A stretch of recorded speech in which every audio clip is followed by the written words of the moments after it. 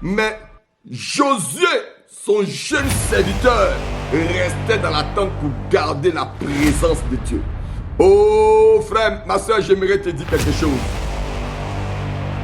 Lorsque lorsque Moïse va ressortir de la tente, la Bible dit une chose, son jeune serviteur, Josué demeurait encore, restait là dans la présence de Dieu. J'aimerais dire à quelqu'un, même quand le culte finit dans le lieu fixe, dans l'église fixe, même quand le culte finit, il y a beaucoup de chrétiens, dès que le pasteur s'en va, ils s'en vont. Lorsque le pasteur finit de prêcher, ils sortent de l'église. Parce que le pasteur a prêché, c'est fini, ils s'en vont. Oh ma soeur, tu n'as rien compris. Tu n'as rien compris encore. J'aimerais dire que même quand le pasteur part, tu peux rester dans la présence de Dieu.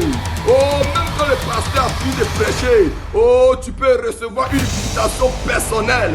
Parce que Dieu n'est pas venu seulement pour le pasteur, mais Dieu est venu parce qu'il y a son peuple. Dieu est venu.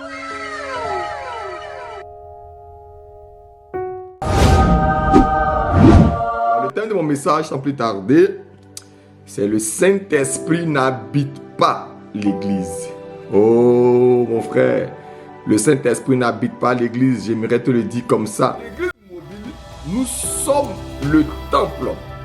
Alléluia. C'est-à-dire l'Église mobile, c'est aussi le temple. Là où demeure le Seigneur.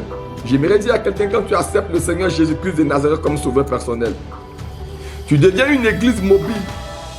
C'est toi qui transportes la présence de Dieu. Oh, où tu vas, Dieu est avec toi. Lorsqu'on est une église mobile, on porte la présence de Dieu en nous. C'est pourquoi lorsqu'on a lu tout à l'heure, rappelez-vous de notre verset de base que j'ai cité tout à l'heure, de 1 Corinthiens 6, verset 19. Il dit, ne savez-vous pas que votre corps est le temple du Saint-Esprit? Si vous prenez 2 Corinthiens 6, 16, il dit, j'habiterai et je marcherai au milieu de vous. Frère, ma soeur, Dieu habite en toi.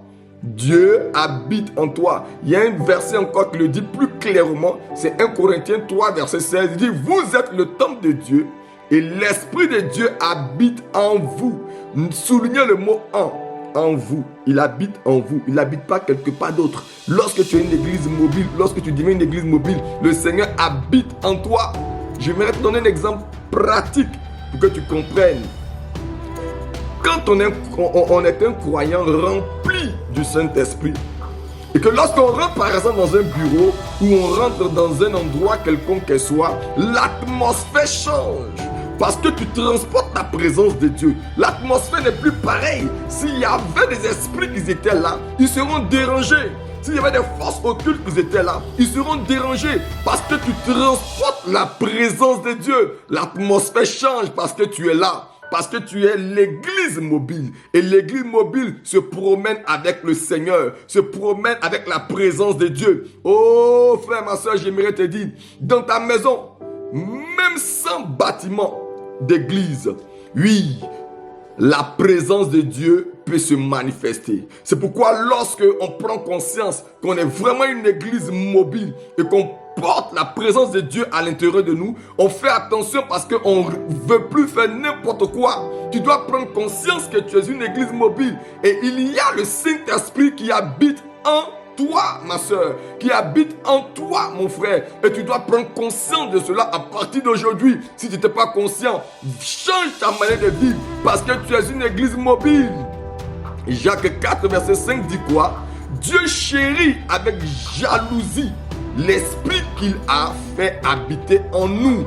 L'esprit qu'il a fait habiter en toi. Oh, Dieu jalouse cela parce que c'est une grâce, c'est un privilège qu'il nous a accordé de venir habiter en nous. Tu t'en rends pas compte encore, ma soeur? Oui, j'aimerais te dire, prends conscience à partir d'aujourd'hui, car tu es une église mobile. Tu es une église mobile.